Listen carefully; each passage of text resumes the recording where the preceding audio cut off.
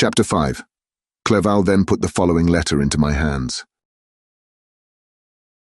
To V. Frankenstein. My dear cousin, I cannot describe to you the uneasiness we have all felt concerning your health. We cannot help imagining that your friend Clerval conceals the extent of your disorder, for it is now several months since we have seen your handwriting, and all this time you have been obliged to dictate your letters to Henry. Surely, Victor, you must have been exceedingly ill, and this makes us all very wretched, as much so nearly as after the death of your dear mother.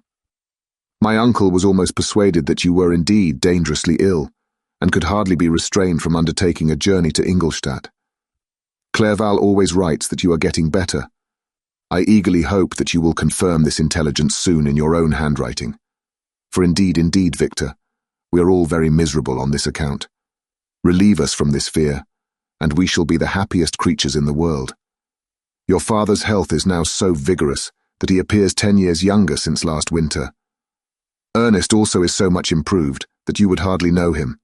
He is now nearly 16, and has lost that sickly appearance which he had some years ago. He has grown quite robust and active. My uncle and I conversed a long time last night about what profession Ernest should follow. His constant illness when young has deprived him of the habits of application, and now that he enjoys good health, he is continually in the open air, climbing the hills, or rowing on the lake. I therefore proposed that he should be a farmer, which you know, cousin, is a favourite scheme of mine. A farmer's is a very healthy, happy life, and the least hurtful, or rather, the most beneficial profession of any. My uncle had an idea of his being educated as an advocate, that through his interest he might become a judge, but besides that he is not at all fitted for such an occupation, it is certainly more creditable to cultivate the earth for the sustenance of man than to be the confidant and sometimes the accomplice of his vices, which is the profession of a lawyer.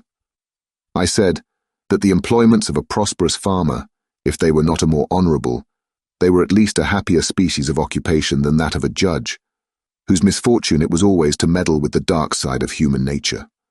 My uncle smiled and said that I ought to be an advocate myself, which put an end to the conversation on that subject. And now I must tell you a little story that will please and perhaps amuse you. Do you not remember Justine Moritz? Probably you do not. I will relate her history, therefore, in a few words. Madame Moritz, her mother, was a widow with 4 children, of whom Justine was the third. This girl had always been the favourite of her father, but through a strange perversity, her mother could not endure her, and after the death of Monsieur Moritz, treated her very ill. My aunt observed this, and when Justine was 12 years of age, prevailed on her mother to allow her to live at her house. The republican institutions of our country have produced simpler and happier manners than those which prevail in the great monarchies that surround it. Hence there is less distinction between the several classes of its inhabitants, and the lower orders being neither so poor nor so despised, their manners are more refined and moral.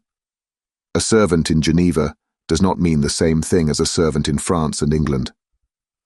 Justine, thus received in our family, learned the duties of a servant, a condition which, in our fortunate country, does not include the idea of ignorance and a sacrifice of the dignity of a human being. After what I have said, I dare say you well remember the heroine of my little tale, for Justine was a great favourite of yours, and I recollect you once remarked that if you were in an ill humour, one glance from Justine could dissipate it, for the same reason that Ariosto gives concerning the beauty of Angelica. She looked so frank-hearted and happy. My aunt conceived a great attachment for her, by which she was induced to give her an education superior to that which she had at first intended. This benefit was fully repaid. Justine was the most grateful little creature in the world. I do not mean that she made any professions. I never heard one pass her lips. But you could see by her eyes that she almost adored her protectress. Although her disposition was gay and in many respects inconsiderate, yet she paid the greatest attention to every gesture of my aunt. She thought her the model of all excellence, and endeavoured to imitate her phraseology and manners, so that even now she often reminds me of her. When my dearest aunt died, everyone was too much occupied in their own grief to notice poor Justine, who had attended her during her illness with the most anxious affection. Poor Justine was very ill, but other trials were reserved for her. One by one, her brothers and sister died, and her mother, with the exception of her neglected daughter, was left childless. The conscience of the woman was troubled. She began to think that the deaths of her favorites was a judgment from heaven to chastise her partiality. She was a Roman Catholic, and I believe her confessor confirmed the idea which she had conceived. Accordingly, a few months after your departure for Ingolstadt, Justine was called home by her repentant mother. Poor girl. She wept when she quitted our house. She was much altered since the death of my aunt. Grief had given softness and a winning mildness to her manners, which had before been remarkable for vivacity. Nor was her residence at her mother's house of a nature to restore her gaiety. The poor woman was very vacillating in her repentance. She sometimes begged Justine to forgive her unkindness, but much oftener accused her of having caused the deaths of her brothers and sister. Perpetual fretting at length threw Madame Moritz into a decline, which at first increased her irritability, but she is now at peace forever. She died on the first approach of cold weather, at the beginning of this last winter. Justine has returned to us, and I assure you I love her tenderly. She is very clever and gentle and extremely pretty. As I mentioned before, her mien and her expressions continually remind me of my dear aunt. I must say also a few words to you, my dear cousin of little darling William. I wish you could see him. He is very tall of his age, with sweet laughing blue eyes, dark eyelashes and curling hair. When he smiles, 2 little dimples appear on each cheek, which are rosy with health. He has already had 1 or 2 little wives, but Louisa Byron is his favourite, a pretty little girl of 5 years of age. Now, dear Victor, I dare say you wish to be indulged in a little gossip concerning the good people of Geneva. The pretty Miss Mansfield has already received the congratulatory visits on her approaching marriage with a young Englishman, John Melbourne, Esquire. Her ugly sister Manon married Monsieur Duvillard, the rich banker, last autumn. Your favourite schoolfellow, Louis Manoir, has suffered several misfortunes since the departure of Clerval from Geneva, but he has already recovered his spirits, and is reported to be on the point of marrying a very lively, pretty Frenchwoman, Madame Tavernier. She is a widow, and much older than Manoir, but she is very much admired, and a favourite with everybody. I have written myself into good spirits, dear cousin, yet I cannot conclude without again anxiously inquiring concerning your health. Dear Victor, if you are not very ill, write yourself, and make your father and all of us happy, or— I cannot bear to think of the other side of the question. My tears already flow. Adieu, my dearest cousin, Elizabeth Lavenza. Geneva, 18th of March, 17, unknown. Dear, dear Elizabeth, I exclaimed when I had read her letter. I will write instantly, and relieve them from the anxiety they must feel. I wrote, and this exertion greatly fatigued me, but my convalescence had commenced, and proceeded regularly. In another fortnight, I was able to leave my chamber. One of my first duties on my recovery was to introduce Clerval to the several professors of the university. In doing this, I underwent a kind of rough usage, ill-befitting the wounds that my mind had sustained. Ever since the fatal night, the end of my labours, and the beginning of my misfortunes, I had conceived a violent antipathy even to the name of natural philosophy. When I was otherwise quite restored to health, the sight of a chemical instrument would renew all the agony of my nervous symptoms. Henry saw this, and had removed all my apparatus from my view. He had also changed my apartment, for he perceived that I had acquired a dislike for the room which had previously been my laboratory. But these cares of Clerval were made of no avail when I visited the professors. Monsieur Waldman inflicted torture when he praised, with kindness and warmth, the astonishing progress I had made in the sciences. He soon perceived that I disliked the subject, but not guessing the real cause, he attributed my feelings to modesty, and changed the subject from my improvement to the science itself, with a desire, as I evidently saw, of drawing me out. What could I do? He meant to please, and he tormented me. I felt as if he had placed carefully, one by one, in my view those instruments which were to be afterwards used in putting me to a slow and cruel death. I writhed under his words, yet dared not exhibit the pain I felt. Clerval, whose eyes and feelings were always quick in discerning the sensations of others, declined the subject, alleging in excuse his total ignorance, and the conversation took a more general turn. I thanked my friend from my heart, but I did not speak. I saw plainly that he was surprised, but he never attempted to draw my secret from me. And although I loved him with a mixture of affection and reverence that knew no bounds, yet I could never persuade myself to confide to him that event which was so often present to my recollection, but which I feared the detail to another would only impress more deeply. Monsieur Krempe was not equally docile, and in my condition at that time, of almost insupportable sensitiveness, his harsh, blunt encomiums gave me even more pain than the benevolent approbation of Monsieur Waldman. "D and the fellow," cried he. "Why, Monsieur Clerval, I assure you he has outstripped us all. I stare, if you please, but it is nevertheless true. A youngster who, but a few years ago, believed Cornelius Agrippa as firmly as the gospel, has now set himself at the head of the university, and if he is not soon pulled down, we shall all be out of countenance. Aye, aye," continued he, observing my face expressive of suffering. "Monsieur Frankenstein is modest, an excellent quality in a young man. Young men should be diffident of themselves, you know, Monsieur Clerval.